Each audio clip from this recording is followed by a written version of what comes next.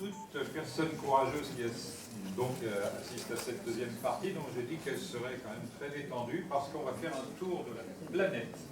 D'abord, on va éteindre pour que la chose soit bien agréable à voir. Cette photo que j'avais faite avec Patrice, le réalisateur, c'était totalement interdit parce qu'on avait déjà dépassé l'heure de sortie du site et que la police militaire venait nous chercher, etc. On a vécu des moments assez particuliers dans cette... Voilà. Alors, attention au décollage, nous allons y aller très doucement. Vous voyez la Terre ici avec une ligne que vous allez désormais devoir considérer de plus près que toute autre chose, parce que le mystère que l'on a abordé tout à l'heure, avec le site des Grandes Pyramides, va s'étendre à la Terre entière. Déjà, retenez qu'en 218 avant notre ère, before Christus, Antipater de Sidon classe la Grande Pyramide au premier rang des 7 merveilles du monde. On peut le comprendre de mieux en mieux.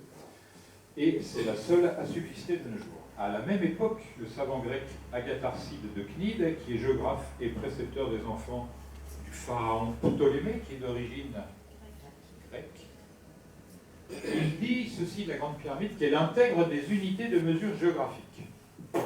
Qu'est-ce que ça veut dire? Ça, c'est encore une chose incroyable. Mais les savants de la campagne napoléonienne remarquent dès 1799 que le prolongement des arêtes nord-est et nord-ouest de la Grande Pyramide encadre avec précision, une précision absolue, le delta du Nil tout entier. Comme vous voyez, ici, là, en bas, se situe, pardon, encore une fausse manœuvre, ici, là, en bas, se situe,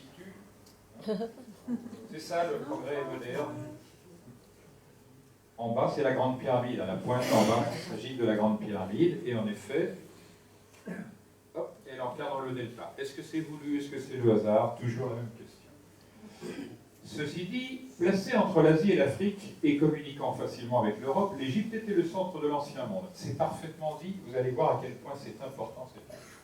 Il est dit également, dans la description de l'Égypte, par le polytechnicien Edmé François Jomard, le périmètre de la base de la pyramide faisait une demi-minute du degré propre à l'Égypte.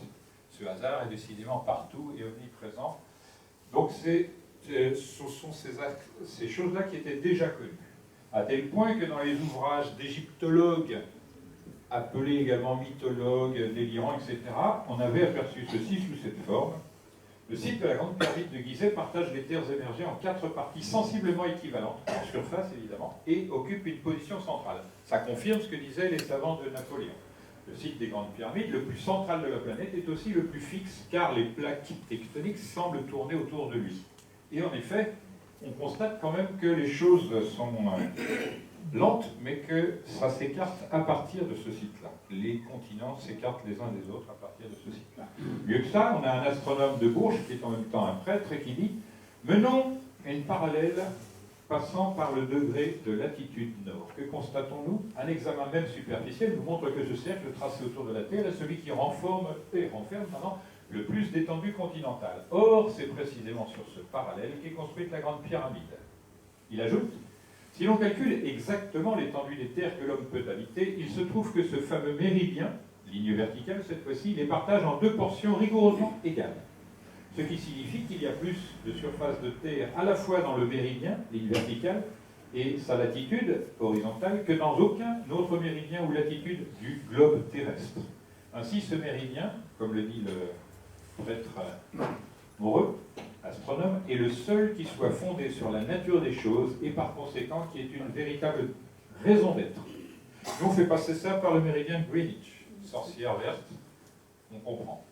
Donc, nous avons affaire à une localisation ingénieuse. On sait, parce que beaucoup de personnes sont intéressées par les recherches autour des Grandes Pyramides, que les canaux dits d'aération, qui n'en sont pas, ça ne peut pas être des canaux d'aération, bien qu'on en ait transformé maintenant un, en cassant beaucoup de choses, en canal d'aération, vise à certaines époques. Alors vous verrez dans ce film, La révélation des pyramides, qu'il y a une période astronomique qui détermine l'évolution des civilisations, tout comme les astrologues se permettent d'estimer l'évolution des personnes. Et ce cycle s'appelle le cycle de précession des équinoxes, et on en parlera un peu tout à l'heure. Simplement qu'entre les mathématiques, la géométrie, l'algèbre et tout le bazar qui a été vu tout à l'heure, les éléments de croissance dans l'univers, cet objet-là, en plus a des prétentions astronomiques et des prétentions astronomico-temporelles. Donc je les note en passant, c'est pas là mon propos, mais que vous le sachiez. Et là où ça devient inquiétant, c'est que lorsqu'on pose sur une représentation cette situation, quand les grandes pyramides, elles sont situées à 30 degrés de l'équateur. L'équateur, c'est cette ligne imaginaire qui est la plus éloignée d'un pôle et de l'autre en même temps. Et elle est perpendiculaire à l'axe de rotation de la Terre. Donc, nous avons un arc de 30 degrés dans un cercle de 1 de rayon.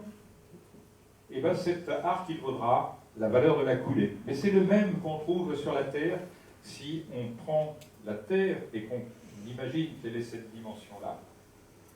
Eh bien, le résultat est le même. Regardez. Périmètre du cercle, 2 fois pi, puisque le rayon est égal à 1, divisé par 12, 0,5236. L'arc de 30 degrés sur la Terre, il fait 3339,626 km. Et c'est calculé avec des moyens modernes. Vous le divisez donc par 12 pour obtenir cette chose-là, 3339,626 km de valeur d'arc. Or, cette valeur dite en coudées est égale à 6 378 201 coudées, alors que le rayon terrestre en kilomètres égale 6 378 216. Il y a 15, simplement, kilomètres au coudé, je ne sais pas, mais la chose doit être retenue. L'astronome royal d'Écosse, Charles Smith, remarquait à propos de la situation géographique de la Grande Pyramide, s'il avait voulu que les hommes, le constructeur, le concepteur, voient le pôle céleste depuis la base de la pyramide à une hauteur de 30 degrés devant eux, le concepteur initial aurait dû prendre en compte la réfraction de l'atmosphère et ériger le monument, non pas à 30 degrés, mais à 29 degrés, 58 minutes, 22 secondes, ce qui est le cas. Donc ces gens-là avaient une connaissance de la réfraction de la lumière qui était découverte quand même dans les années 1760. Ça fait quand même près de 4000 ans de tranquille avance. Lorsqu'on projette la coupe, le côté méridien de la Grande Pyramide sur le globe terrestre, comme c'est fait ici, tiens, c'est curieux, il y a une relation entre les dimensions de cette Grande Pyramide et ce globe terrestre. Ainsi, l'arc ABC fait 23 038 km 40, qui est la valeur en mètres, 230 mètres 384, du côté de la Grande Pyramide. Toutes ces choses-là, évidemment, sont réductibles au hasard le plus pur. Mieux que cela, lorsqu'on considère la hauteur de la pyramide sur son socle, c'est-à-dire 281 coudées, 281 de hauteur plus le radier, une coudée, ça fait 147,149 mètres. Et si on le multiplie, cette valeur métrique, par des secondes dans une demi-journée, c'est-à-dire 43 200 secondes d'une demi-journée de 12 heures, le résultat donne le nombre de kilomètres du diamètre polaire moyen. On voit que ces gens-là n'ont pas peur, ils prennent des valeurs métriques, ils les multiplient par des valeurs temporelles et ils donnent des valeurs kilométriques ensuite. Ils font la même chose parce que le périmètre de la pyramide avec son socle, 1772 coudées au lieu de 1760, multiplié par le nombre de secondes en 12 heures, c'est-à-dire la durée du parcours solaire au moment des équinoxes, eh bien ça donne le périmètre, cette fois-ci non pas polaire, mais équatorial moyen. Donc ils connaissent la variation entre le périmètre équatorial, qui est un peu plus grand que le périmètre polaire, et ils l'expriment de cette manière. Ça continue et c'est encore pire, et vous verrez tout ça dans le film en mieux. La distance parcourue par un point sur l'équateur est indiquée par la Grande Pyramide. Regardez, le périmètre équatorial moyen de la Terre, c'est 40 075 778 km. C'est donc précis au mètre près. Durée d'un jour en secondes, 24 heures multipliées par 60 minutes multipliées par 60 secondes, c'est 86 400 secondes par jour. Je pense que les gens qui travaillent dur savent ce que ça veut dire. Et ils comptent.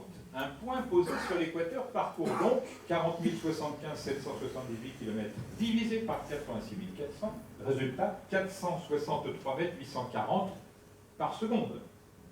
Vous divisez 463 440 par 2, vous trouvez 231 920, c'est-à-dire le côté de la pyramide avec son socle, à quelques centimètres près.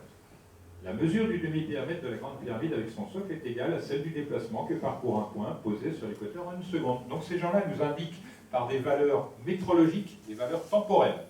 Et ce que j'avais dit tout à l'heure, à savoir la liaison espace-temps est une fois de plus assurée. J'en profite, j'ai abusé de vous là, parce que le tour du monde que j'ai promis, le voilà seulement. L'île de Pâques, la terre habitée la plus isolée du monde. On voyait tout à l'heure que l'Égypte, c'est l'endroit central sur notre planète, et maintenant c'est l'île de Pâques, l'endroit le plus éloigné.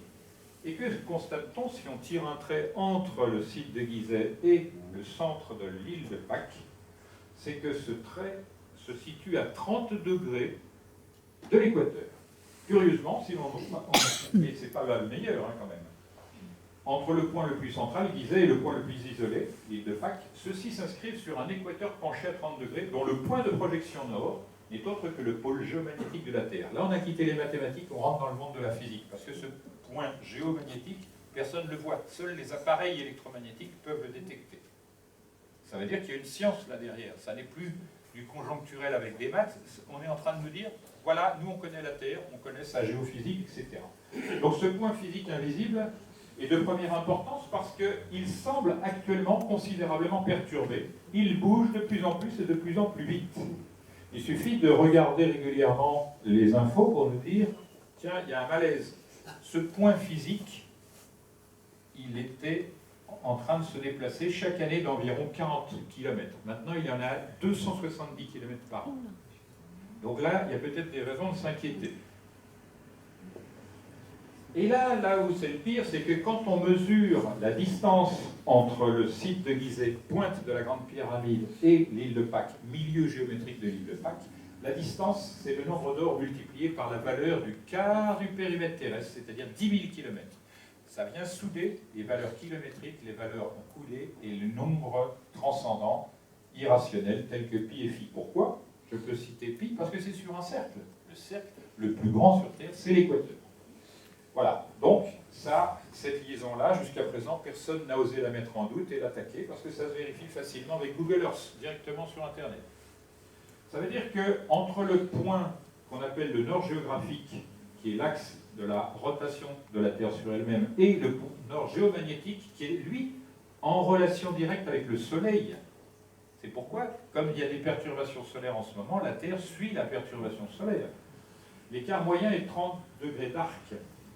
C'est quand même curieux que cette différence soit la même qu'entre l'équateur et le site de Gizeh.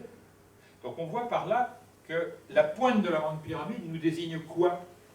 Parce que selon la théologie, la Grande Pyramide serait un rayon de soleil figé dans la pierre. Donc on nous désigne le soleil. C'est pourquoi d'ailleurs certains ne se sont pas gênés pour décrire l'Égypte ancienne. Ils ont dit la Grande Pyramide c'est la pyramide du soleil, la médiane c'est la pyramide de la lune, et l'autre c'est la pyramide de Thoth. On fait connaissance avec cette fameuse île de Pâques et on regarde ses dimensions. Elle fait 16 km sur le côté gauche, 18 km sur le côté droit, et vous remarquez immédiatement que ce sont les nombres du nombre d'or. 1, 618.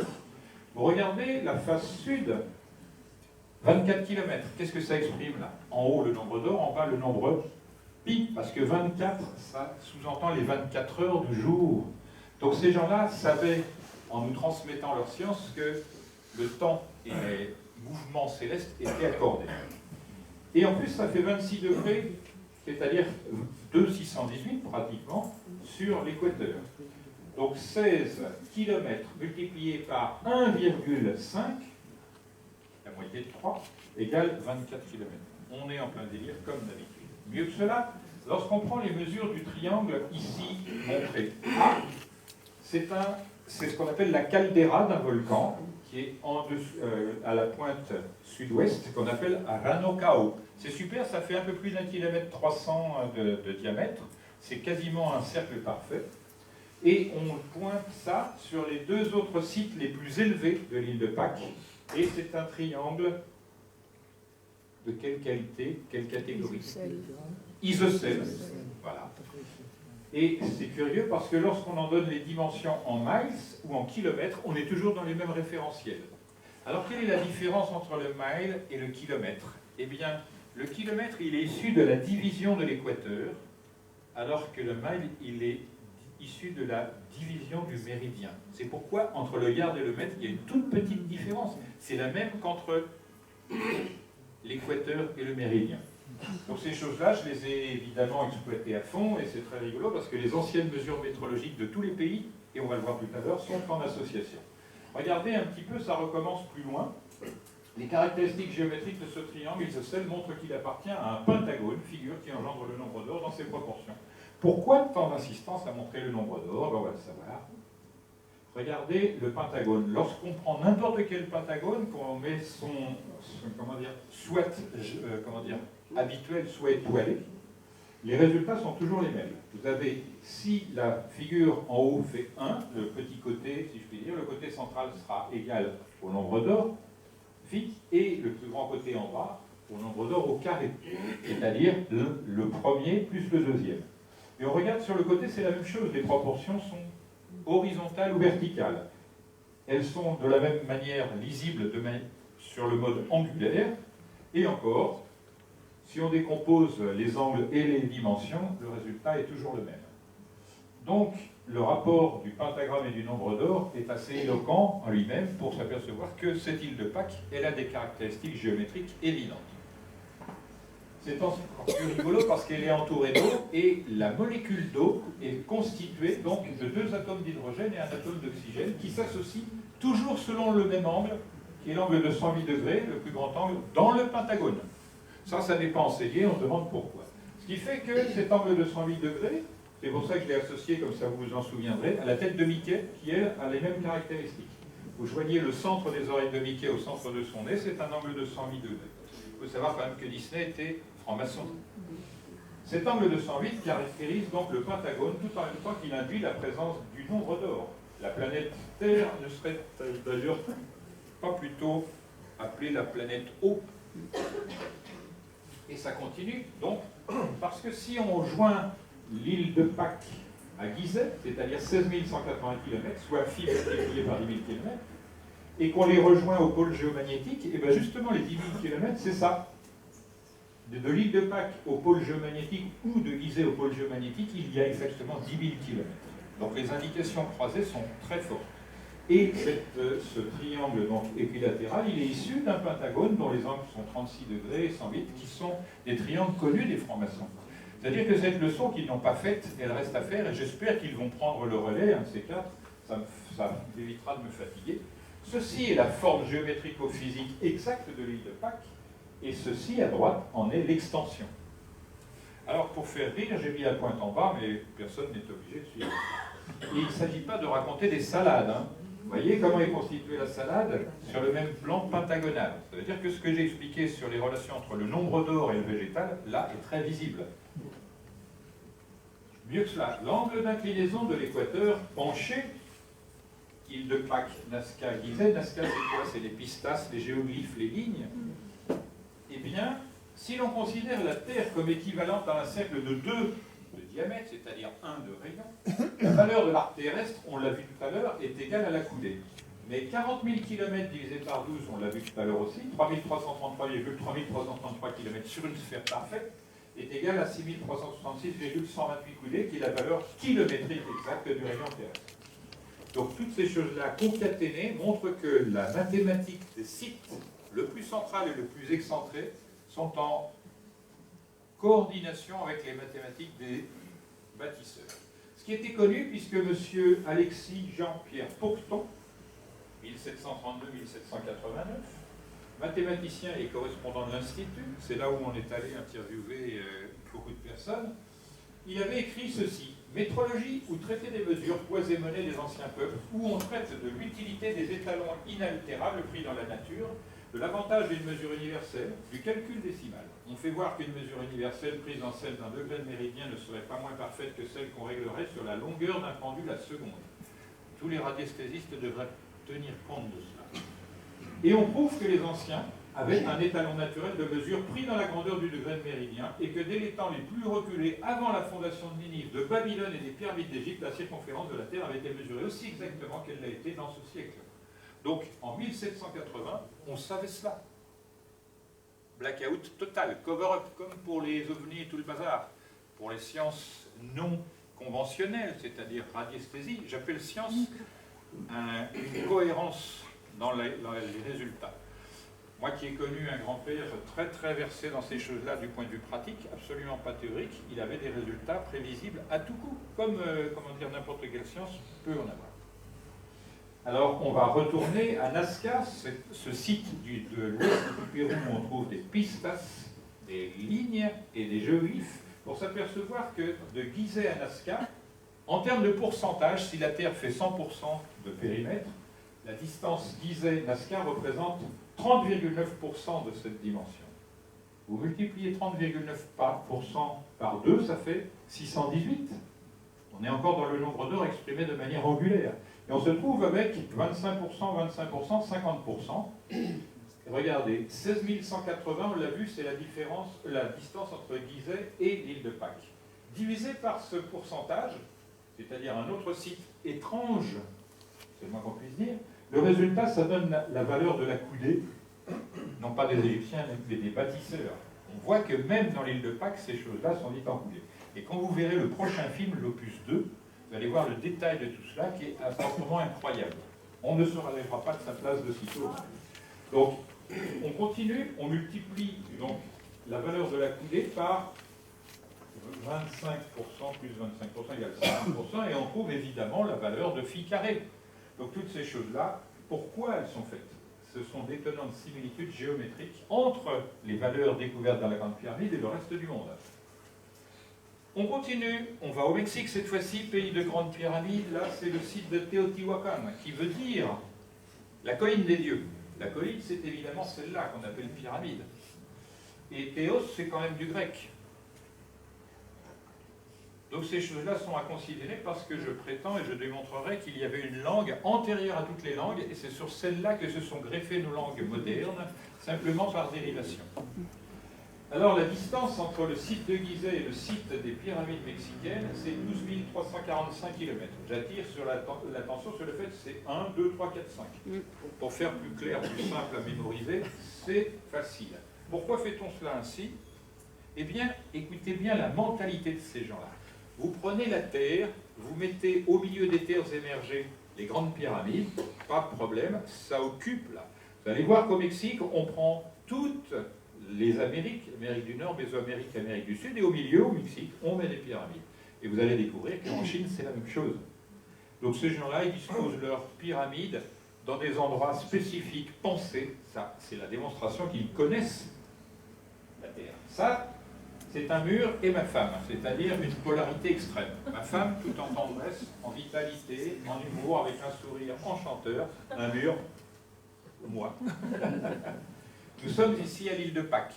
Vesna est chilienne et l'île de Pâques est chilienne. Ça, c'est ce qu'on appelle un ahu, c'est-à-dire un promontoire de pierres taillées sur lesquelles on va hisser des moai, qui sont les fameuses statues de tuf, c'est-à-dire de pierres volcaniques, légères en apparence, parce qu'on a des moai qui dépassent les 100 tonnes. On les monte là-dessus. Regardez quand même la dimension. Comment on fait ça? Il faut savoir que l'île de Pâques ne peut pas accueillir plus de 4000 personnes. Vous divisez 4000 personnes entre hommes, femmes, enfants, il reste environ 1000 adultes. Parmi ces 1000 adultes, il y a environ 70% qui sont en âge de travailler. Ça veut dire qu'il reste environ 700 personnes pour édifier environ 200 AOU. Mais on va le faire ensemble si vous voulez. Dites, expliquez. Sur une population de 4000 personnes, ça fait 700 personnes adultes en état de travailler au montage des pierres. Vous n'êtes pas d'accord avec ça? Non, non. Et vous pouvez expliquer pourquoi? Pardon? Je veux dire, les blocs de pierre sont visiblement, je ne les ai pas pesés, mais elles pèsent leur poids exactement comme les blocs qu'on trouve. C'est bien la question que je pose. Comment, avec 700 personnes, on va pouvoir disposer? Alors ça, pour avoir une idée de cette pierre, combien elle pèse? Vous avez une idée du poids de cette pierre? 2 tonnes. 9 tonnes et demie seulement. 9 tonnes et demie. Mais celle-ci, elle fait un peu plus de 6 tonnes, etc. On est confronté, parce que ces pierres ne sont pas là dans les champs, il faut aller les extraire et les apporter. Donc ces gens-là vont passer leur temps à cela. On se demande pourquoi, mais la probabilité, c'est que comme la plupart des moaïs, en réalité, sont enterrés jusqu'à la tête, on va se poser la question de savoir si c'est volontaire, involontaire, si c'est la nature, il y a eu un chaos qui a amené de la terre, ou si c'est le dépôt des alluvions, etc. Donc on est dans la même situation. En revanche, on retiendra ceci. L'hémorragie, je n'ai pas développé, mais j'ai une conférence de 2 heures sur l'île de Pâques. On trouve la même singularité à l'île de Pâques que partout sur la Terre avec les pierres. Ici, apparemment, il manquait un morceau, mais ils en ont refait de même forme, en tenant compte du fait que la pierre de tuf, elle aussi, a un indice lié à la chaleur qu'il fait. C'est-à-dire que quand la chaleur est maximale, vous voyez, le lien est très très précis. Voilà. On est dans l'incapacité de passer quoi que ce soit entre les deux pierres. Vous prenez n'importe quoi, une lame de rasoir, impossible. Un cheveu, impossible. Ça, c'est lorsque la pierre est dilatée. Lorsqu'elle est froide, il y a un petit espace. Mais on a vu dans l'image précédente que ça se voit pas, parce que le côté par lequel arrive la vue, c'est là. On voit simplement un bord ici. On voit que c'est quand même du travail de fou. Il se donne un mal incroyable, parce qu'il faut prendre 2 pierres de même densité pour avoir le même indice de grossissement à la chaleur, et tout ça, pour faire des choses comme ça. Alors qu'il pourrait changer une pierre. On prend une autre pierre et on fait parfait du premier coup. Ben non, il préfère. La chose qu'on a tirée de cela, aussi bien en Égypte que l'île de Pâques, au Mexique, en Chine, avec Patrice, c'est pourquoi faire simple quand on peut faire compliqué. Et ça se vérifie partout, tout le temps, vous allez voir tout à l'heure. Donc on a ces choses-là qui sont faites extrêmes. Pourquoi on n'a pas changé la forme des pierres, on n'en a pas pris une qui soit plus conforme aux attentes? Regardez ce genre d'imbécilité. On se fait des jointures rondes ici, allons-y, et on taille l'autre pierre de manière que ça épouse parfaitement. Alors ça, c'est disjoint parce qu'il y a eu des tremblements de terre également et des tsunamis. Mais quand on regarde le travail invraisemblable que ça représente et la bêtise qui va avec, on est stupéfait. On retiendra ceci tout de même. La grande pyramide de Gizeh offre pi et phi, le nombre d'or, en très grande quantité et de nombreuses manières. L'île de Pâques semble bâtie elle aussi sur le nombre d'or, et la distance qui sépare ces deux sites, le plus central et le plus isolé du monde, l'un une île triangulaire, l'autre au centre de 3 continents, c'est-à-dire une figure inverse, est égale au nombre d'or multiplié par 10 000 km, la valeur du quart du périmètre terrestre. Et cette distance est un tronçon de cercle faisant donc intervenir le nombre pi. On voit quand même qu'il y a une logique, il y a un langage qui implicitement nous donne des indications qu'il va falloir rechercher. Rappel, on appelle l'équateur le cercle imaginaire qui est aussi éloigné du pôle nord que du pôle sud, et il est perpendiculaire à l'axe de rotation de la Terre, c'est la ligne sur le côté droit. Maintenant, regardez cette manière de bouger. La Terre, à cause de la gravitation de la Lune et du Soleil, en réalité, se meut sur elle-même avec son axe nord qui change. À chaque cercle-là, il y a 25 920 ans qui se sont passés. C'est ce qu'on appelle le cycle de précession des équinoxes, et on le retrouvera tout à l'heure. La question qui se pose, c'est, y a-t-il en effet un équateur penché à 30 degrés qui passe par l'île de Pâques et la grande pyramide de Gizeh? En réalité, il passe par une quarantaine d'autres sites. Je n'ai pas fait les quarantaines, j'en ai sélectionné 12. Ces sites sont parmi les plus importants de l'histoire du monde et de l'histoire des énigmes.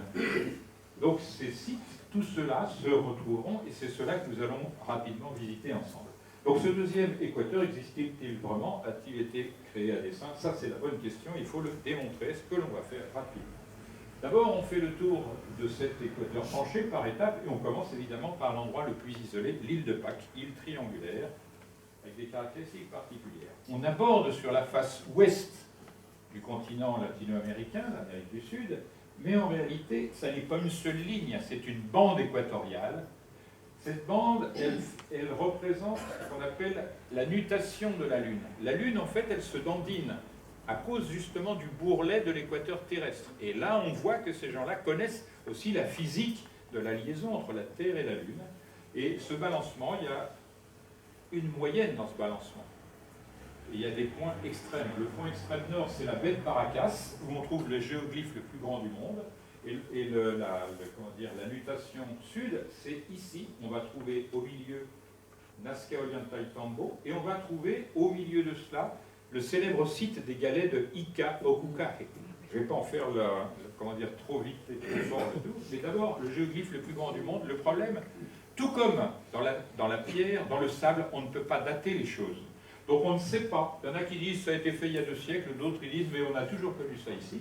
La particularité de ce géoglyphe, donc immense, il n'y a pas de ville autour. Hein. On arrive sur une baie assez importante. Et c'est sympa parce que c'est exactement nord-sud. C'est bien. Pour les gens qui sont habitués au problème des UFO, je rappelle que chez les anciens, mésopotamiens aussi, on trouve des personnages avec cette figure-là à la main. C'est quand même important de le savoir. Parce que ça m'étonnerait que votre attention soit attirée tant que vous n'aurez pas ça bien en mémoire. Alors il faut savoir déjà que ça, ce rectangle-là, la base, si on prenait le sphinx et qu'on le mettait aux dimensions exactes du sphinx, il rentre exactement là-dedans. Bizarre. Vous savez combien fait ce rectangle? 20 mètres sur 14. Vous voyez ces nombres-là, 14 et 20, la division par 14, ça fait 7. 14 divisé par 20, etc. On va voir que ces choses-là sont évidemment en relation avec l'Égypte. Car l'angle d'inclinaison de la dune par rapport à l'horizon, qui constitue l'Oquien, c'est un peu plus de 26. C'est-à-dire la valeur angulaire de la descente dans la Grande Pyramide ou de la montée dans la Grande Pyramide. C'est la valeur de phi au carré qu'on retrouve. Il se trouve que lorsqu'on est allé là-bas, on était les premiers à faire des mesures et au GPS.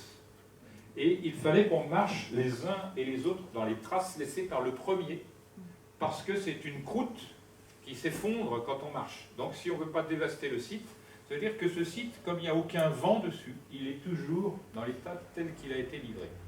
Pourquoi on ne voit pas de traces des gens qui ont fait ce travail? Ça, c'est un autre mystère. Bon. Si on analyse de profil cette dune, on s'est aperçu qu'elle est très proche de la valeur 26 degrés 33, c'est-à-dire la pente de la dune est comme ça par rapport à l'eau. La hauteur du géoglyphe, c'est 81 mètres, la déclinaison. Sa longueur, 183 mètres. La longueur, comme ça, c'est 162 mètres.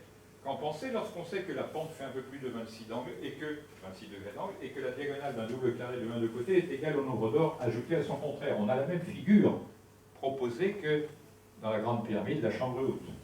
Voilà, toujours la même chose. Est-ce que c'est dû à la volonté ou au hasard? Hauteur divisée par largeur, c'est-à-dire 183 mètres, divisé par 70 mètres, égale le nombre d'or au carré. Et en mètres. D'étonnantes coïncidences numériques et géographiques. 183 mètres de longueur totale, 70 mètres de large, 55 mètres de largeur relative, c'est-à-dire sans les bourgeonnements de part et d'autre, et jusqu'à 2 mètres de profondeur. Parce que cette figure, c'est creusé dans le sable. Ce n'est pas quelque chose qui est tracé avec du pigment, etc. C'est simplement un trou, et ce qu'on retire de sable de la figure au milieu, on le pose, et ça fait donc un bord renflé, un trou, un bord renflé. Remarque, 183 divisé par 14, c'est-à-dire la largeur du rectangle de base, multiplié par 2, c'est phi au carré à 2 millièmes. 20, c'est le rectangle de base, divisé par 14, multiplié par 7, ça fait 1 à 1 milliardième, puisque c'est une asymptote ici. 183 mètres, c'est égal à 350 coudées égyptiennes à une demi-coudée près. 70 mètres, c'est égal à 135 coudées égyptiennes à 68 cm près. Toutes ces choses, je les expliquerai dans les livres et les films à venir. 55 mètres égale 105 coudées égyptiennes à 4 cm près. J'expliquerai pourquoi il y a des petites nuances et différences. 350 divisé par 105 égale 333, etc. Un nombre sans fin. 350 par 135, on voit quels sont les rapports. Phi carré au millième près, 135 par 105, phi au millième près. 183 de longueur, multiplié par 2, c'est 366, c'est-à-dire le nombre de levées de soleil par an sur la Terre. Là, on nous indique qu'il y a une autre relation à considérer, cette fois-ci d'espèce astronomique, c'est-à-dire qu'on nous indique le nord et le sud, mais l'est et l'ouest par le passage du soleil. Et cette chose-là, donc, est un indicateur astronomique particulier. Et on continue, on arrive, tiens, comme par hasard, au plateau, célèbre plateau de Nazca, qui est constitué donc de géoglyphes, c'est-à-dire des figures connues. Ici, c'est un singe, je pense à Jean-Pierre Adam, mais bon, c'est pas grave, ça arrive. Et là, nous avons des pistas. Ici, tout en haut, c'est la panaméricaine, et là, c'est des camions de 18 mètres de long. Donc, vous voyez, ça, c'est le bord de l'avion. C'est quand même des choses qui ressemblent vaguement à des pistes d'atterrissage. Ce qui est intéressant, et on le verra dans le film numéro 2, c'est qu'à 2600 km au nord, je ne vais pas dire 2618 parce qu'on ne me croirait pas, à Bogota, on a trouvé des avions en or. Des avions. Ça, c'est connu, si je puis dire, du monde ufologique. Ce sont des avions dont les caractéristiques ont été vérifiées dans des souffleries et avec des maquettes, etc. Donc des avions d'or au nord et des pistes ici, la relation se fait aisément. Surtout que quand on est attentif, on s'aperçoit que les pistes, en réalité, regardez cette photo, elles sont plutôt dessinées sur des plateaux d'une part et sur des montagnes dont on a rasé hop, le sommet tranquille pour avoir... Et ces choses-là, on ne les voit pas du sol, il faut être en avion pour les voir. Parce que ça a été découvert par hasard au moment où l'avion est arrivé sur le... Voilà. En 1929, il y a des prospecteurs d'eau, puisque c'est un désert, il n'y a pas de vent. Enfin, plus exactement, entre le sol et 50 mètres environ d'altitude, il n'y a pas de vent du tout. À peine. Ce qu'on appelle des petits vents qui nettoient d'ailleurs toutes ces figures-là. C'est trapiche, hein, c'est le terme, c'est un petit vent qui court le long des figures, comme ça qu'il les nettoie. Donc on ne voit ça que du ciel et non pas des collines avoisinantes. Et on a des figures qui quand même sont assez considérables. Ça fait 216 mètres de long. Voilà, ça fait 90 mètres, ça fait 79 mètres, 55 mètres, etc. Donc ce sont des choses vastes. Et leur particularité, c'est de n'être dessinées qu'avec un unique trait. C'est-à-dire à aucun moment, on a relevé le crayon, entre guillemets. Donc des figures comme ça, uniquement visibles par le ciel, c'est bizarre. D'autant plus que ce sont des figures animales dont certaines sont locales, mais d'autres absolument pas. C'est-à-dire on se trouve confronté à des curiosités, cette fois-ci, d'ordre zoologique. On a des figures géométriques également, grande quantité, et je donnerai les éléments de la résolution de ce problème dans le film numéro 5. Tout comme je vous disais tout à l'heure, on a le sentiment quand même qu'ils ont préféré les sommets des montagnes plutôt que la plaine. Donc ça invite à penser que c'est des choses qui viennent du ciel plutôt qu'autre chose. Et là, on a cette curiosité qu'on va développer dans le film suivant.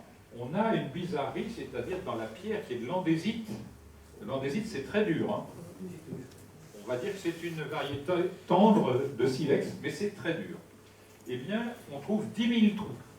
Là, ça confirme le fait qu'on calcule par 1000, ou par 100, ou par 10, etc. 10 000 trous creusés, et ces trous font 1 mètre de large sur 90 cm de profondeur. Selon vous, à quoi pourrait servir un pareil délire? Creuser 10 000 trous dans la pierre très dure, je vais vous le dire selon mon idée.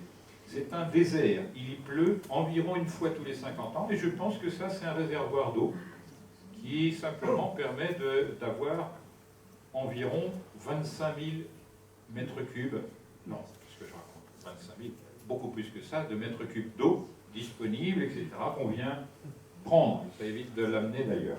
On a cette célèbre figure en bas qui est appelée le cosmonaute, et en effet, il a une tête ronde, 2 yeux, il fait coucou, c'est moi. Et il est entouré de 2 barres qui, lorsqu'elles seront détaillées et mises en relation avec d'autres contextes culturels ailleurs sur la Terre, vont prendre un relief tout particulier. Ces 10 000 trous dans la roche, on les voit même sur Internet, Google Earth. Vous pourrez aller les voir, puisque ça c'est tiré. Ça s'appelle donc les trous de la vallée de, je ne sais pas, j'arrive pas à lire, mais bon, singularité, 10 000 trous dans la roche, ils mesurent tous 1 mètre sur 90 cm. On s'amuse. Ce que l'on ne sait pas, c'est que dans ce site-là, il y a 40 pyramides. Ça n'est jamais dit. Ça, c'est le site donc de Kawashi, nom qui ressemble beaucoup. Qui est-ce qui a fait du judo là, ou du karaté, ou de l'aïkido? Maître Kawashi, c'est un nom japonais par excellence. Voilà, c'est rigolo parce qu'on trouve des figurations de gens avec les yeux, bon, rivés.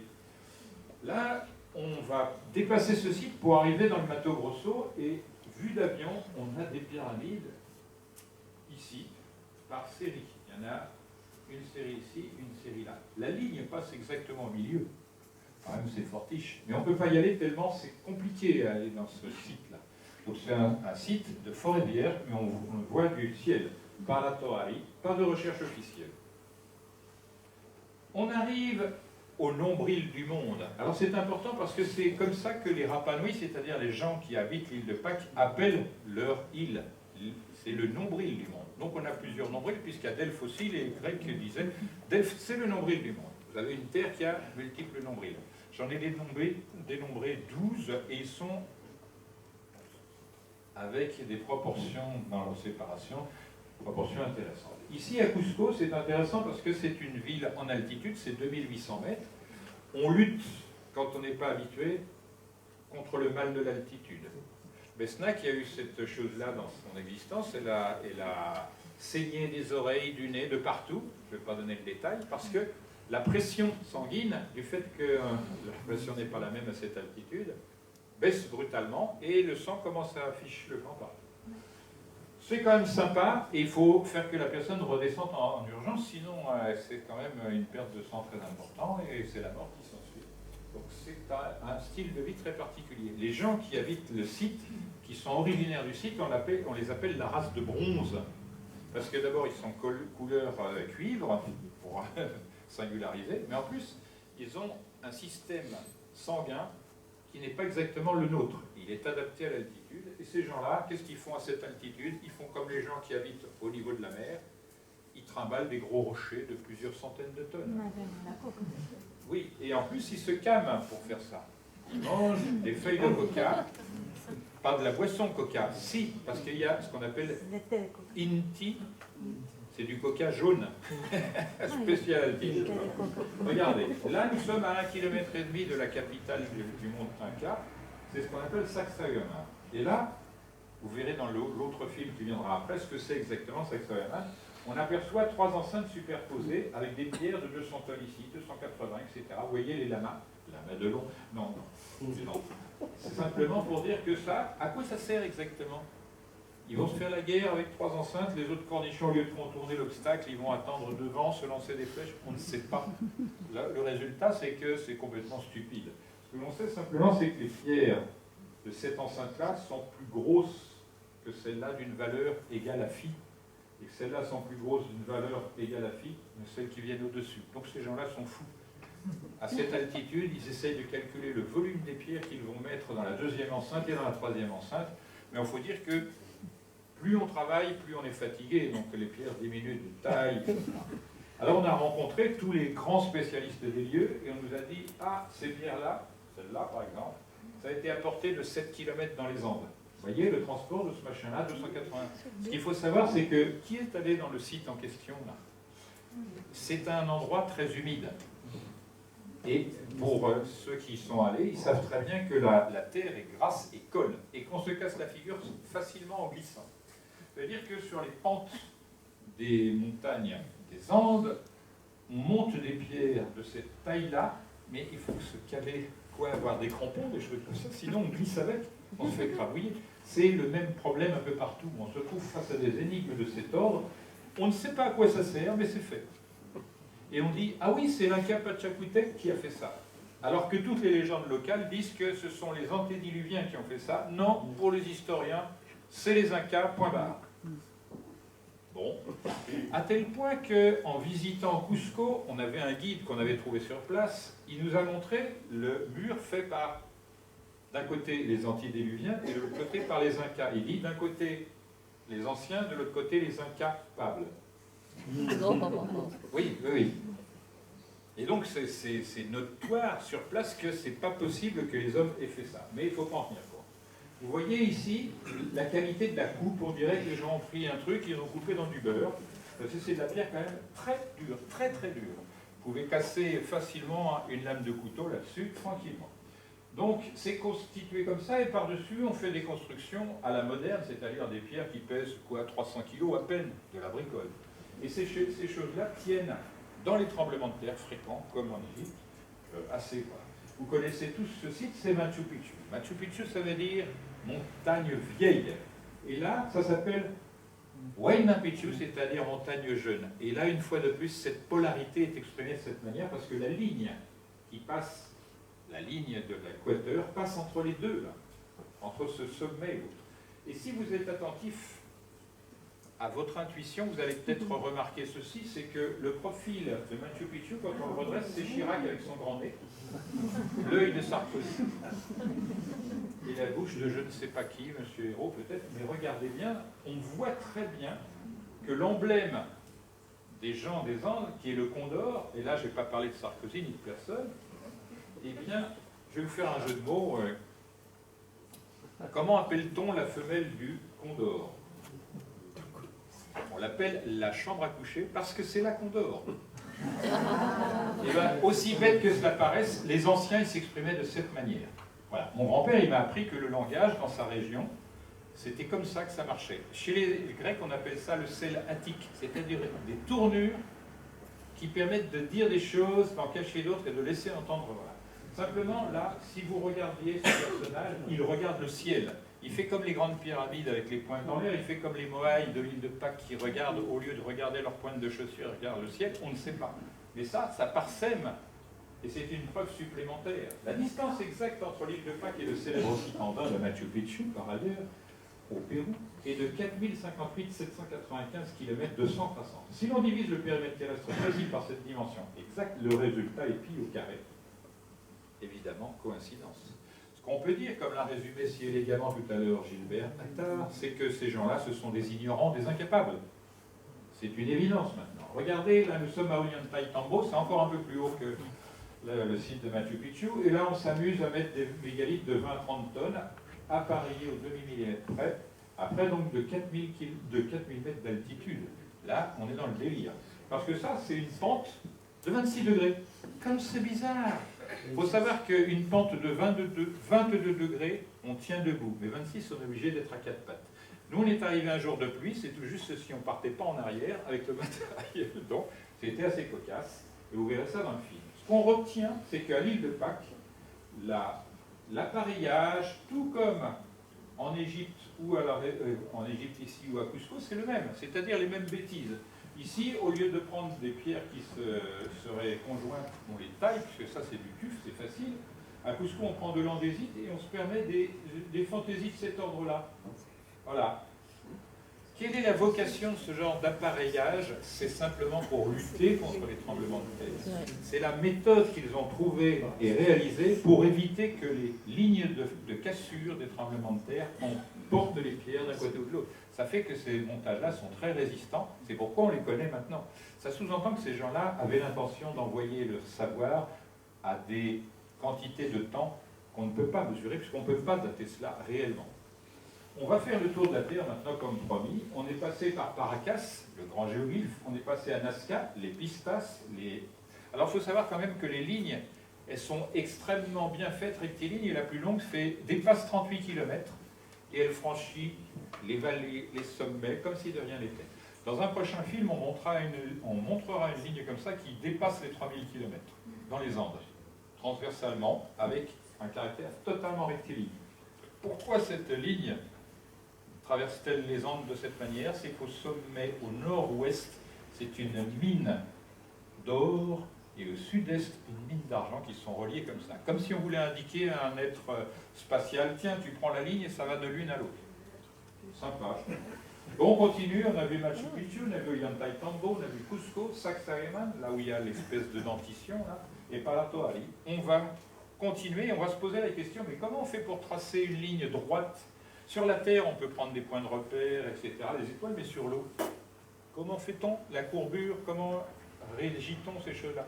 Donc ça sous-entend une connaissance spatiale. On s'aperçoit qu'en réalité, ça n'est pas une droite ni même une courbe, c'est ce qu'on appelle une géodésique, c'est-à-dire une ligne géométrique qui a des particularités verticales, horizontales, en même temps. Et on arrive ici, on arrive en Afrique, directement au Mali. Les Dogons au Mali, c'est une ethnie qui a gardé de mauvaises habitudes, puisque c'est des gens qui révèrent le système de Sirius et qui prétendaient, longtemps avant que les astronomes le sachent, qu'il y avait 3 étoiles, dont la plus petite était la plus lourde. Vous avez bien entendu ce que je viens de dire. C'est-à-dire que dans l'expérience immédiate, personne ne peut dire qu'une chose plus petite qu'une autre est la plus lourde. Et dans le système spatial, encore moins, puisque ce sont des notions qui sont apparues avec la compréhension, si je puis dire, géophysique de l'espace. Ce qu'on appelle donc des naines lourdes. Et ça, c'était connu au moment où voilà. Marcel Griol, je ne l'ai pas connu, mais Germaine Dieterlin, j'ai connu cette dame, donc anthropologue. Elle a passé quand même 35 ans sur place pour étudier tout cela. Elle a étudié ça à fond et édité plusieurs livres. Et elle m'a dit, mais ces gens-là, on ne peut pas les comprendre. Ils ont des connaissances qui nous dépassent encore. Grosso modo, ça veut dire qu'on va en apprendre sur le monde physique, le monde spatial, et on ira voir chez eux s'ils le savaient déjà et s'ils peuvent préciser ce qu'on connaît dès lors par l'appareillage. Et ces gens-là ont la mauvaise habitude de passer leur temps dans des grandes fêtes qui sont étalées dans le temps tous les 51 ans. C'est le temps que met la grosse Sirius bien connue, qui est une étoile ovale, bizarrement très allongée, autour de la petite naine pesante. tous les 51 ans, ça s'appelle le Sidi. Et donc il commence à sauter dans tous les coins ou à se mettre sur des grandes cannes comme ça pour faire dire les dieux blancs sont venus du ciel. Ça c'est leur langage, vous voyez, c'est le langage que j'ai utilisé tout à l'heure, figuratif. Mais ça marche. Et pourquoi ils sautent tout le temps? C'est pour dire on est dans l'espace, on est dans l'espace, on est dans l'espace, on est à terre, on est dans l'espace, on est à terre, etc. Ça c'est un langage bizarre, mais ça marche. On continue, on arrive dans l'Algérie du Sud-Est, sur le site des Tassili Nasser, et là on voit directement ce genre de choses. Là, il révère des insectes apparemment, des insectes qui ont 4 ou 5 doigts, on ne sait pas exactement, et ce genre de choses-là, avec un casque, bon, il faut faire avec, parce que ça a été peint, on pense, il y a 6 à 7 000 ans, mais on ne sait pas en réalité. La vérité, c'est qu'on ne sait pas quand ça a été peint, mais ça existe. Vous voyez la relation, ce machin, quand même, au complet, il fait près de 6 mètres. Et il a été appelé, bizarrement, le grand dieu martien. Ah, c'est comme ça. On continue, on tombe pile sur l'oasis de Siwa, là où le fameux roi Alexandre de Macédoine est allé questionner les prêtres en disant « Qui suis-je et où cours-je » Enfin, où fais-je? Et on lui a dit quel était son passé, quel serait son avenir. Il est sorti tout bizarre de cette expérience et il a dit « Je voudrais être enterré à cet endroit-là ». Mais on ne sait pas où il est enterré, Alexandre. On pense, mais il y en a une trentaine de ces tombes. On continue, donc cette espèce d'oasis, c'est quand même une tâche. Et qu'est-ce que ça traduit, cette tâche-là? Dans le désert égyptien, ça traduit la présence de l'eau souterraine. Et j'en parlerai dans le prochain film, puisque ça va être essentiellement cette connaissance du monde souterrain qui va montrer que ces gens-là connaissent tout. La géologie, l'hydrologie, tout ce bazar, ils le connaissent à fond, et la démonstration sera faite factuellement. Et c'est là qu'on arrive justement à l'inverse d'un triangle. Tout à l'heure, on a vu l'île de Pâques, c'était un triangle avec des lignes externes. Là, Gizeh, c'est un triangle avec des lignes internes. En effet, Gizeh est situé entre l'Afrique, l'Asie et l'Europe. Donc c'est bien un centre. C'est l'inverse du triangle de l'île de Pâques qui est là. C'est cette polarité qui est la base numéro 1, si je puis dire, de la compréhension, de la manière de penser de ces gens-là. On va poursuivre vers l'est, pas trop, parce que je ne veux pas dépasser les horaires impartis. On s'aperçoit que la géodésique file comme ça avec une perfection. Et voilà. Et on arrive sur les terrasses géantes de Baalbek au Liban. Ça, c'est un lit ou un banc, je ne sais pas, mais c'est une grosse pierre puisque son volume peut être facilement évalué. 18,90 m de long, 4,80 de côté et 4,80 de hauteur, avec une densité au mètre cube de 2,5 tonnes. Là, c'est une personne d'1,65 m. Donc 21, c'est encore plus grand, plus 5,80, plus multiplié par... Voilà. On dépasse les 1200 tonnes. Comment fait-on? C'est facile, on taille par le dessus, le côté, le dessous, on ne sait pas, on arrête et on demande à des autres, des gens qui savent. Alors, pour avoir une idée de la bêtise de ces gens-là, tellement ils sont stupides, vous allez voir, là, on voit ces... Non, c'est pas ça le triton, c'est au-dessus, mais... Ça, ces pierres-là qui sont installées, chacune fait environ 1000 tonnes. Environ. Là où on va se poser la question, c'est on les a sortis d'une carrière, on a fait 15 km, on les a laissés là. Voilà. Donc celle-là, elle fait quand même 1132 tonnes 560, c'est quand même pas mal.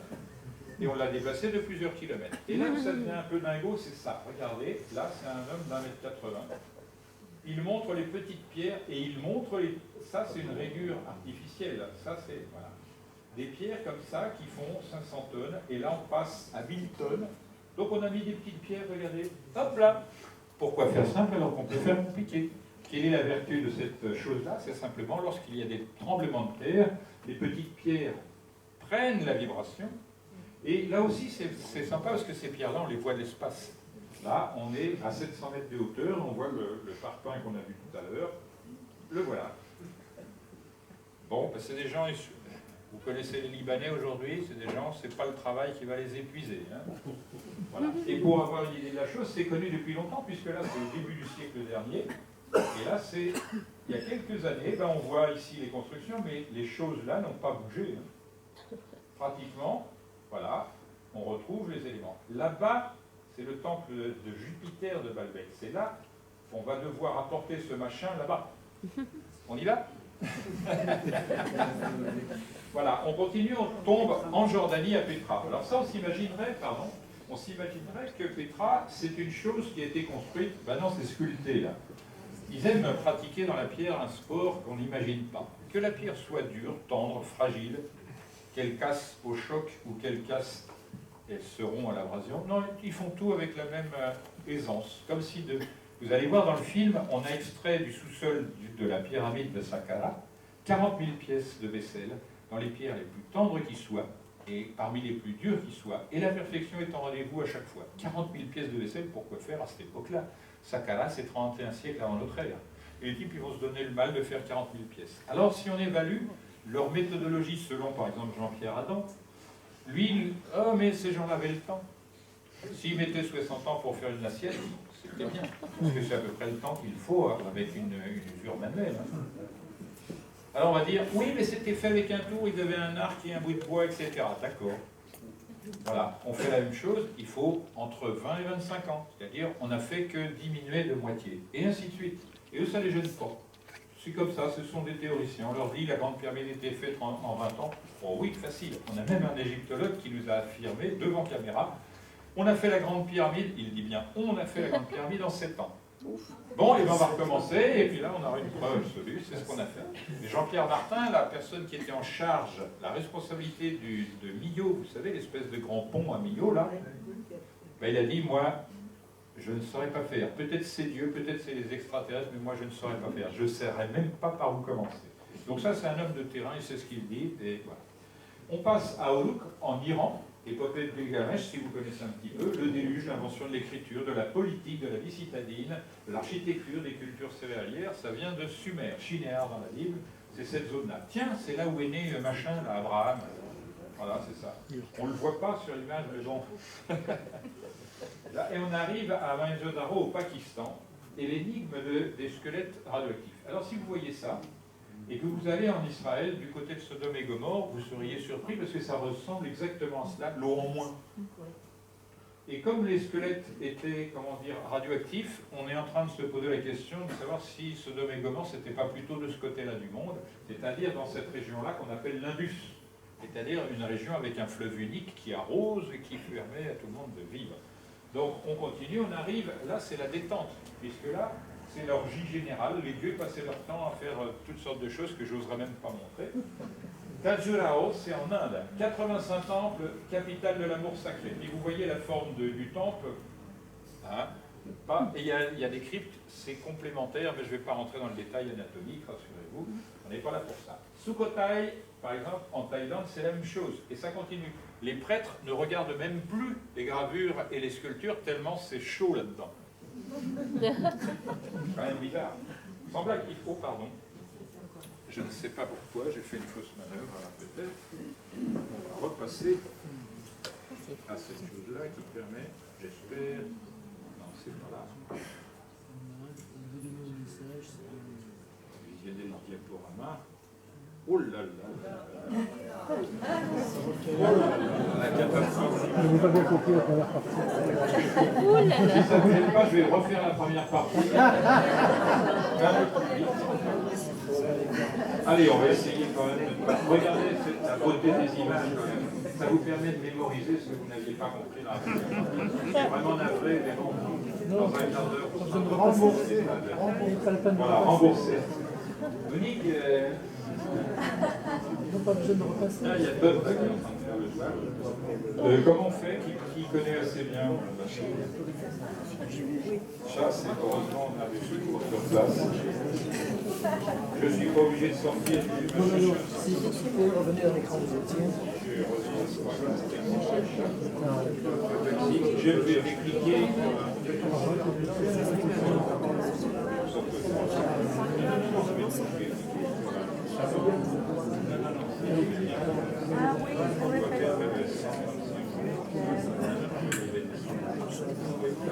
D'accord, on va voir s'il veut bien cliquer, parce que généralement il repart sur la première.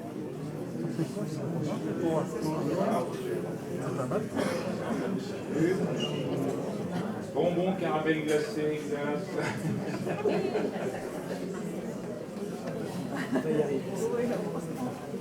Ça, on l'a vu. Bientôt. Bravo. Hein. Belle. Si, on a vu. Bientôt. 150, 160. Nous y arrivons. Je crois que c'est citer Abraham et les choses pornographiques. Oui, voilà, ben oui, ça vous a troublé.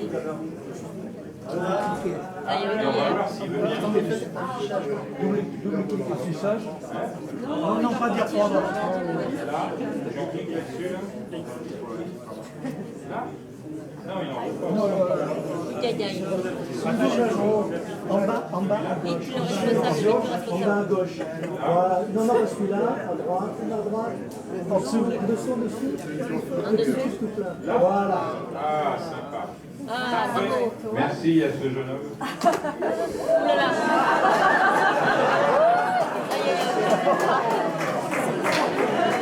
Mais non, ça va bien.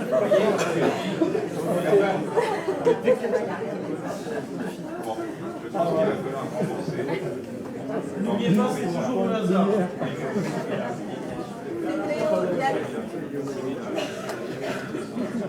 La perfection et l'observation. Bon, maintenant, j'espère que j'ai assez de piles pour aller jusqu'à la fin. On a gaspillé notre temps, notre énergie, etc. Voilà, on va garder du temps pour les questions. Oui, ça va, on aura de quoi. Donc, vous avez vu simplement d'arriver ici à Angkor Wat, le carré sacré des dieux, et qui cache une pyramide, parce que là-dessous, bizarrement, il y a une pyramide. Plus haut il nage, Ah, Plus haut. plus haut il nage. C'est le travail pour Gilbert. Il faut enlever derrière ou mettre sur le devant.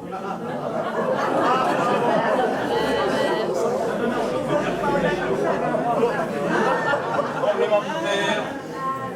Voilà. bravo. Ah, Gilbert, enfin, Gilbert, enfin. oh, ça va. Non, c'est pas évident. Faut mettre un livre. Bon, de toute façon, c'est encore bat. Et le mieux qu'on puisse dire, c'est aller sur place. Il faut savoir quand même que ce site-là se construisait au moment où on construisait Notre-Dame de Paris, c'est-à-dire 13e siècle. En fait, c'est un site réalisé par des alcooliques. C'est bon, c'est bon. Vous pouvez pas finir avec la pyramide, vous avez parlé d'une pyramide là. Il y a une pyramide en dessous, là. On ne la voit pas, mais elle est écrasée. C'est pas grave, c'est pas grave. Et ce qui est assez rigolo, c'est qu'on y trouve ces représentations-là. Alors là, vous avez un animal. Oui, voilà, mais Ça, c'est ainsi que mes livrets disparaissent. Après, tu le récupères tout à l'heure. Ah, c'est de moins en moins pire, mais c'est quand même pas terrible. C'est mieux que ceux du fond quand On même. voit quand même le principal. En fait, on s'aperçoit que dans les sculptures de ce site d'Angkor Wat, C'est bon, c'est on bon. trouve les mêmes âneries qu'on a trouvées sur le site de Ica. Vous allez tout de suite voir, c'est-à-dire ce genre de représentation. Vous voyez une colonne, on trouve ça, et ça, on aperçoit un tricératops, c'est-à-dire, pour ceux qui aiment Spielberg, un animal qui a disparu aux alentours de moins 165 millions d'années. Qu'est-ce que ça fait là? Non, c'est délirant. Et Galédica, on retrouve le même tricératops ici, là. Mieux que cela, en fait, sur ces galets gravés, et là, il y en a de 11 à 30 000. Tous gravés en un seul trait, comme pas loin d'ici à Nazca, etc. Et ce sont des choses qui ont été réputées évidemment fausses, dont on a démontré l'authenticité, qu'on montrera dans les films à venir. Nous, on ne s'est pas trop cassé la tête. On est allé au musée d'Ica, on a rencontré la conservatrice qui, avec un sourire en coin, lui disait « mais c'est des faussaires ». Et quand on leur a demandé comment et où ils trouvaient ça, ils nous ont dit « non, c'est un secret ». Nous, on est allé voir ces gens-là, on leur demandait « est-ce que vous pourriez nous expliquer la situation ?» Le monsieur nous a dit « mon père a été mis en prison ». Et on lui a dit « si tu avoues que ce sont des faux, on te libère ». Il a signé, il est sorti parce qu'il fallait faire des récoltes. Mais la réalité, il nous a dit « venez avec moi ». On est parti, il a dit « voilà comment on fait. Tous les gens ici connaissent le truc, mais on le garde pour nous quand même, que on ne soit pas dépouillé. On prend du roseau, on les barbe et on pique dans le sol, ce qui est du sable. Et quand on sent que ça s'enfonce brusquement, c'est qu'il y a un espace vide. On creuse et là-dedans, on trouve ces pierres-là. Voilà, c'est tout bête. Et il nous a développé la chose sans aucune limite, etc., en disant, voilà, c'est comme ça qu'on fait. Mais ils ont été accusés de tout, c'est-à-dire de faire des faux, d'avoir des fraises de dentistes pour faire les trucs. En réalité, il y a les moyens de prouver que c'est vrai sans aucune limite. Ça rappelle Bleuzel. Voilà. Oui, tu penses. Exactement. Regardez maintenant la bizarrerie. Nous sommes en projection de Mercator, c'est-à-dire une sphère exposée sous forme rectangulaire et plate. Le site de Teotihuacan, il y a des grandes pyramides que l'on connaît, pyramide du Soleil, de la Lune et de Quetzalcoatl, le serpent à plumes. Vous allez en Égypte, vous allez trouver des serpents à plumes aussi. Vous passez sur une ligne qui passe par Gizeh, vous arrivez à Shanxi, la zone centrale de la Chine, l'endroit le plus ancien où il y avait des Chinois. Et passez sur une même ligne, et la proportion ici qui n'apparaît pas, c'est si ça vaut 1, ça vaut un 618. Ça commence mal, parce qu'on s'aperçoit que ces gens-là, ils sont en train de nous traiter d'ignorants. Sous-entendu, vous avez eu une géodésique, maintenant il faut s'apercevoir qu'au-delà de la manière géométrique euclidienne, il y a le monde euclidien, c'est celui-là, c'est en bas. Le triangle fait toujours 180 degrés, le triangle bout à 180 degrés. La somme de ces angles est toujours égale à 180 degrés, mais là, c'est toujours supérieur et là, toujours inférieur. Donc on a ces trois géométries qui sont concaténées, tout comme les trois systèmes métrologiques étaient concaténés. Et donc on trouve en Chine, à Shanxi, au milieu de la Chine, des pyramides en quantité industrielle. Alors moi, avec ma manière très particulière, héritée de leur manière de penser, je pose la question suivante. Vous voyez, c'est plat. Vous ne voyez pas de montagne ni quoi que ce soit au loin. Mais ils ont rassemblé de la terre, de manière, parce que c'est de la terre, tassée. On dirait de la pierre tellement c'est fortement tassé, mais bon. Mais ils la prennent d'où puisqu'il n'y a aucun trou. Ils viennent de très loin. Et ils poussent les sols jusqu'à faire des... Il y en a par centaines. On se demande à quoi ça sert de prendre aussi l'idée de l'effort. La plus grande pyramide dite blanche en Chine est peut-être la plus grande construction du monde. 750 mètres de long sur 675 mètres de large sur 300 mètres de hauteur. Littéralement une montagne de poche, mais quand même. Ça fait quand même en termes de mètres cubes à porter un truc invraisemblable. La plateforme du sommet est un double carré. Tiens, 150 mètres sur 75. Et là aussi, c'est en mètres.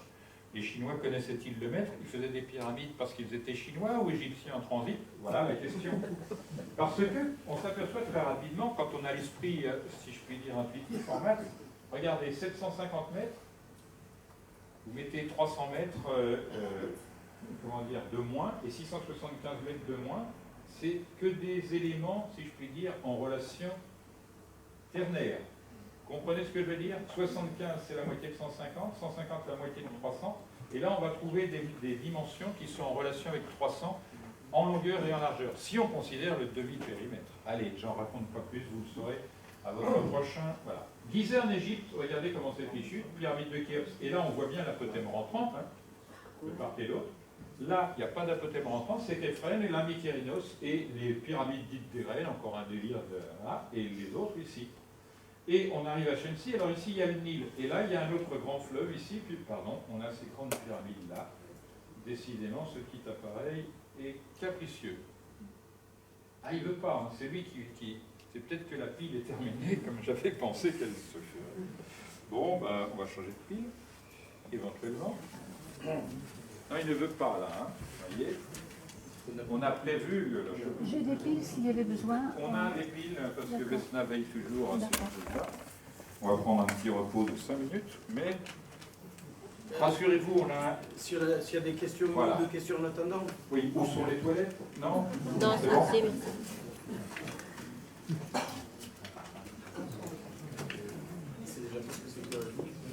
Voilà, il en faut 2, et on en a qu'une. Non.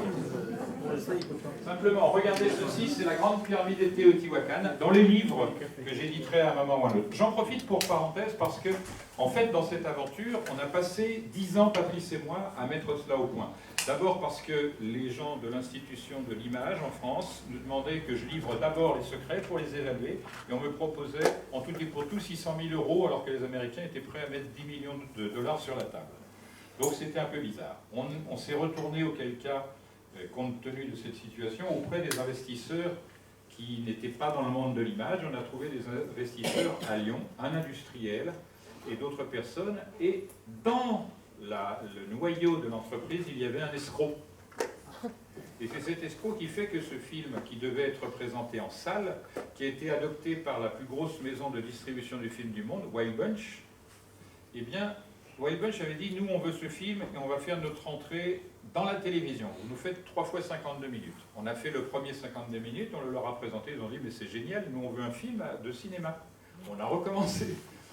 Et dans le même temps où on travaillait, Patrice et moi, l'escroc était en train de tout faire contre nous. Il a déposé un scénario qu'il a appelé du même titre que mes ouvrages, il a mis son nom dessus, et c'est la première chose qui se produit comme ça dans l'histoire en France dans ce domaine. Ça commence mal parce qu'il s'est acquis des droits illégitimes, etc. Il a essayé de nous plier par tous moyens. Ensuite, il a vidé la caisse de la société à hauteur d'1 million d'euros. Ce qui fait que, grosso modo, environ, il nous manquait 4 dixièmes de budget pour terminer. Et on a travaillé 2 ans et demi sans salaire pour terminer ce film. Vesna a offert ses photos, moi les miennes, Patrice les siennes, j'ai fait des illustrations, etc. pour combler les images qu'on ne pouvait pas filmer, etc. On s'est débrouillé pendant 2 ans et demi pour continuer. Patrice dans son sous-sol, nous dans notre minuscule appartement, parce qu'il nous avait coupé les salaires. Alors que lui se prenait des salaires de entre 7 et 8 000 euros, voire un peu plus, et en même temps se faisait payer par les ascédiques, sympa le type, eh bien nous on crevait la faim littéralement, c'est-à-dire on se disait qu'est-ce que sera le mois prochain, on n'a pas de quoi payer le loyer, Patrice avec ses 2 enfants et sa femme, pareil. Donc c'est vraiment une situation terrible qu'on a vécue, mais on est très content parce que comme vous le verrez, ce film est quand même très fort. Le record, comme je disais à Gilbert, c'est quelqu'un qui nous écrit sur Internet « Cher monsieur, j'ai vu votre film en octobre 2012 sur Internet et depuis je l'ai vu 108 fois. Et j'en apprends tous les jours. » Mais il y a du vrai parce qu'on s'est arrangé pour suggérer les choses très largement au-delà du propos, des images, etc. Simplement, j'attire votre attention sur le sujet S'il vous plaît. suivant. C'est quoi le nom de ce mec?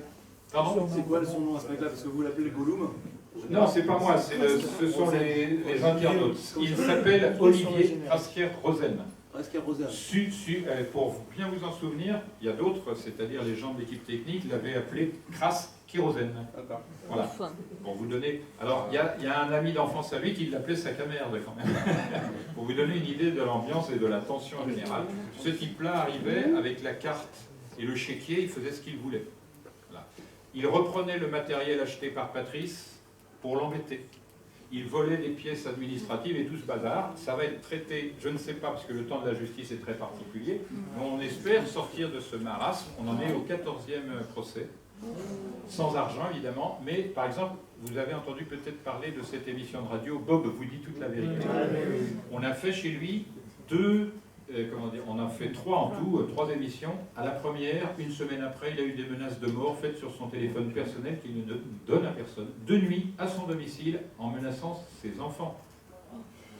Il a été viré de la radio alors qu'il avait 240% de bénéfices d'audition. Et il s'est fait piéger, etc.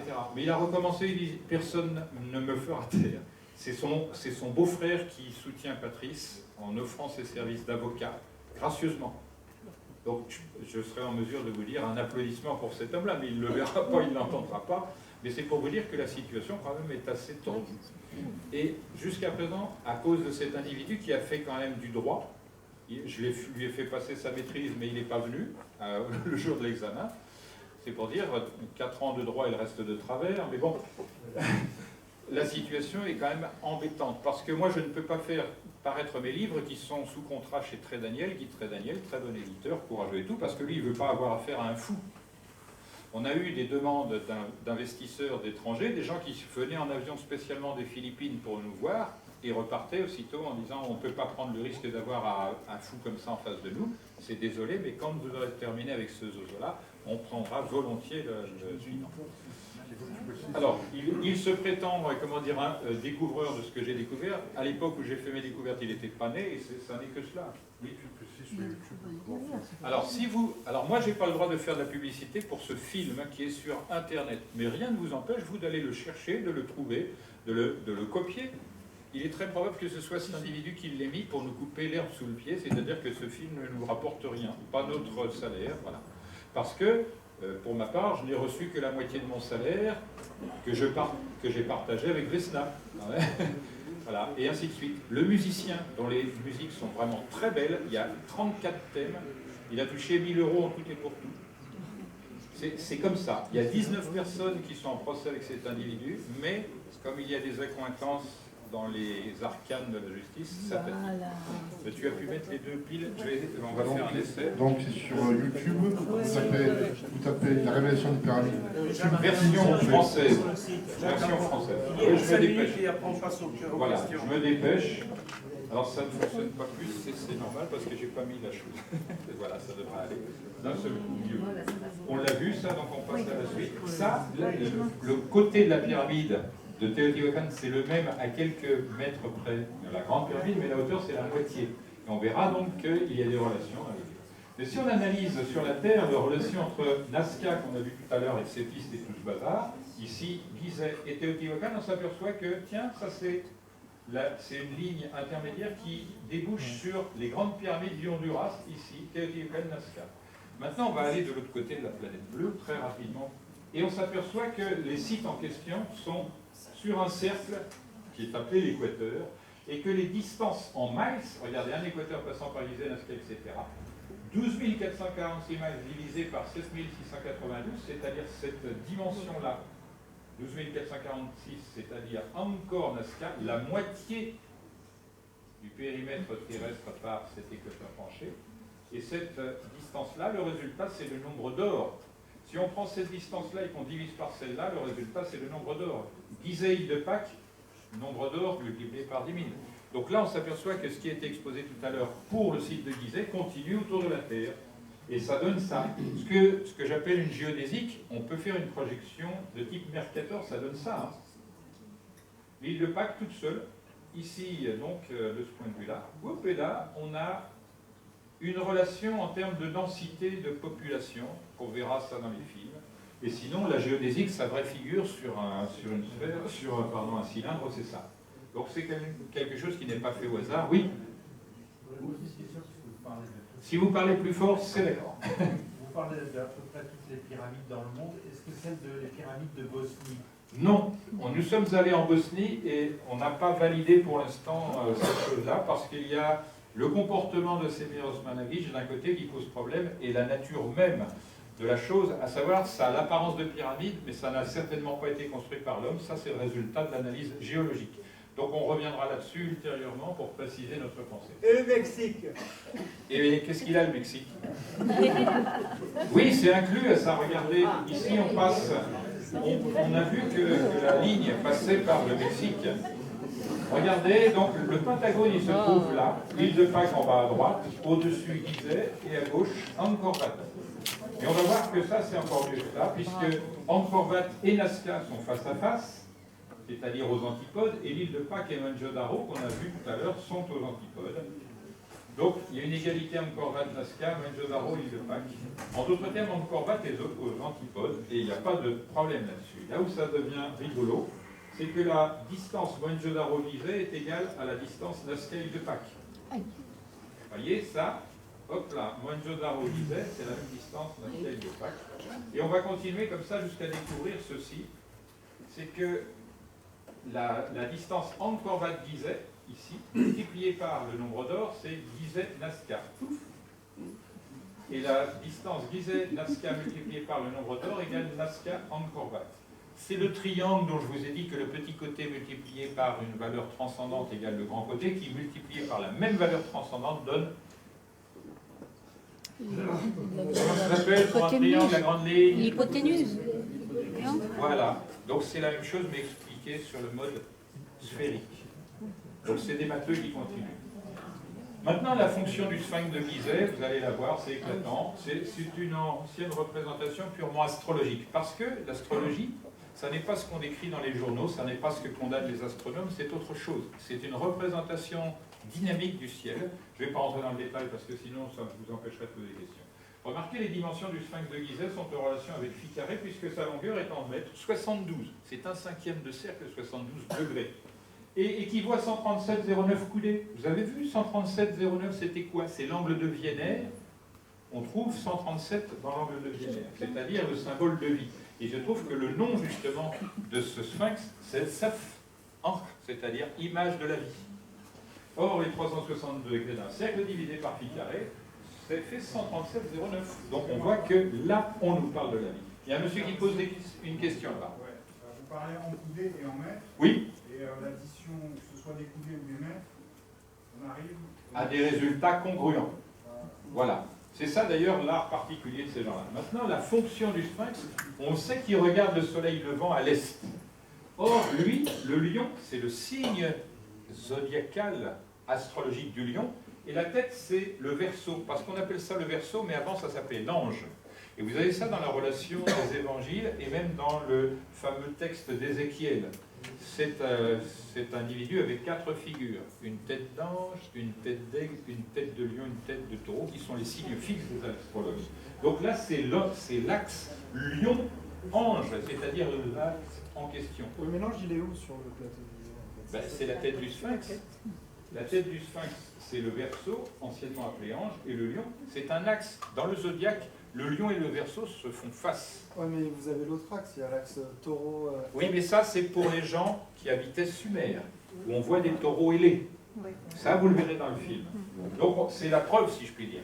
Alors, il faut savoir quand même que Giorgio Santillana, professeur d'histoire des sciences, et sa copine Herta van Deschen, professeur d'histoire des sciences pour MIT aux États-Unis, font savoir dans un livre qui a été édité dans les années 68, quelque chose qui n'a pas été traduit en France, et pour cause. Ils disent, les savants archéologues modernes ont cultivé l'ignorance première de la pensée astronomique.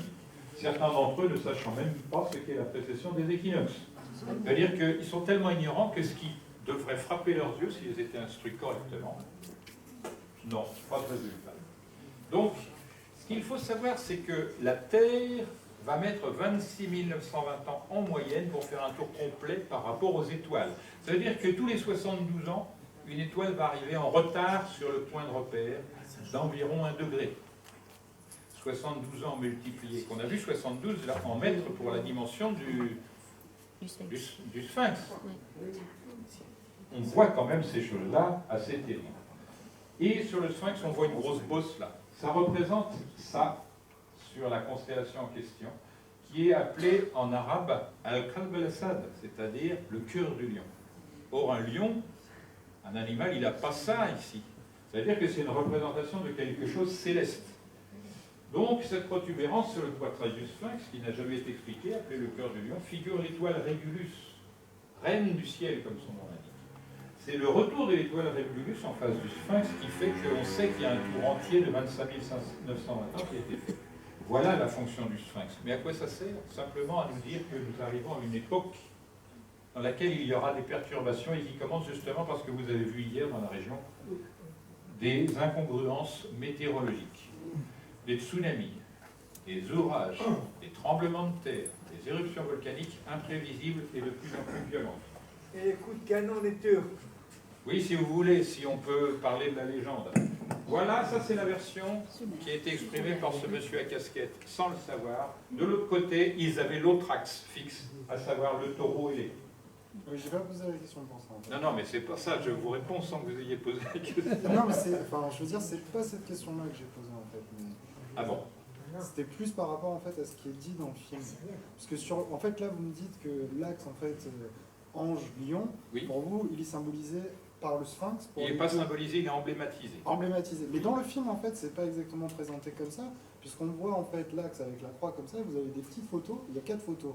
Et on dit, oui, on trouve la représentation sur le plateau de Gizeh. Parce que la grande pyramide vue du ciel représente ces 4 directions au moment, et ça indique le moment où ce site a été réalisé. C'est pour ça. Mais en fait, présenté dans le film, moi j'ai compris qu'il y avait les 4 représentations bien distinctes sur le plateau de Gizeh. Et sauf qu'il faut étendre ça, comme on va le faire dans le prochain film, à la Terre entière.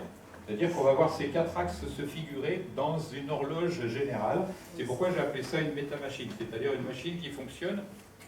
Le Soleil et la Terre sont le mécanisme, mais on ne le voit pas parce que c'est tellement naturel, il n'y a pas de dépense d'énergie. Simplement, on voit, par exemple, chez les Grecs, ce genre de choses. Il faut savoir qu'ici, on parle grec avec la manière dont les anciens parlaient. Vous avez une colonne. En égyptien, colonne, ça se dit tot. La colonne, c'est la relation entre le ciel et la terre. Parce qu'une colonne, ça touche le ciel et la terre en même temps. Et donc, cette manière de parler, en réalité, si on traduit ça en langage moderne, ça se traduit moitié en français, moitié en égyptien, parce que ça peut se traduire appel au soleil. Le soleil, c'est la référence temporelle et géométrique de notre système solaire. Et ça, ce sera expliqué dans le prochain film.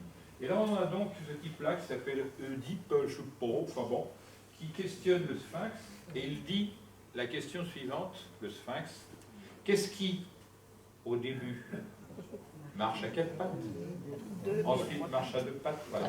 Et la réponse très claire en grec, c'est l'homme et son destin. Voilà. Donc c'est ça la chose qu'il fallait éclairer, c'est que ce type-là, on voit qu'il a une tête d'ange, il a un corps de lion, mais il est ailé. Et si on faisait d'autres... Regardez ici, l'indication du soleil est très nette. S. Pourquoi je peux dire ça? Parce que Hélios, en grec, ça veut dire aussi bien soleil que hélice, en français. Donc, cette manière de poser les choses, en réalité, là, il y a d'autres mots en égyptien, je vais vous en donner l'exemple. La colonne, ce sera I. Ça, ce sera S. Mais comme c'est du côté droit, on dit que c'est répété en miroir. Ça veut dire que, grosso modo, c'est écrit Isis, la nature. Je vais terminer rapidement. Oui. Je suis obligée de rendre la salle à D'accord. 18h10, il faut passer aux questions. D'accord, donc je passe simplement, je dis que ce cycle est inscrit, vous le trouverez dans le film. Vous avez un papillon, c'est-à-dire quelque chose qui représente l'esprit, à tête de mort. Ça aussi fait partie. Vous avez cette chose-là qui montre que le site en question est beaucoup plus ancien qu'on ne pense, parce qu'à cette époque, pour avoir une érosion comme ça, c'était une époque où il y avait des pluies verticales. Donc toute cette problématique existe. Regardez cette érosion, c'est anormal dans ce site. Voilà, je passe rapidement parce qu'on va poser des questions technologiques là, mais voilà, toutes ces choses-là, voilà, c'est ce dont je parlais, c'est du schiste, ça, une merveille de réalisation, on se demande à quoi ça sert, mais eux ils appellent ça un pot de fleurs. Hein. Ça remet en question ce que j'appelle moi le crypto-darwinisme, c'est faire croire qu'on est moderne, donc on est meilleur que les anciens, et je suis d'accord pour dire que c'est faux. D'où la déduction qui s'impose avec force à la fin. Nos anciens étaient des ignorants incultes qui ne connaissaient évidemment ni les nombres, quels qu'ils soient, irrationnels ou autres, ni par conséquent les constantes pi et phi, CQFD, une authentique révélation. J'en termine avec cela. Je vous remercie vivement. Merci et bravo. Si vous abandonnez, c'est très prenez-garde.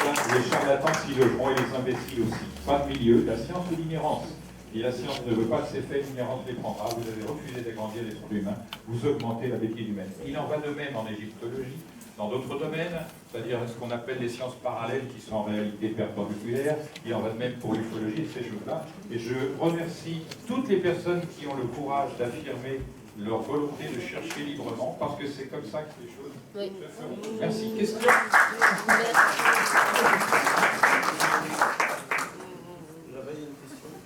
Parlez dans le micro. Je vais vous le passer. Il faudra le passer. J'ai des questions et je répondrai sur celui-là.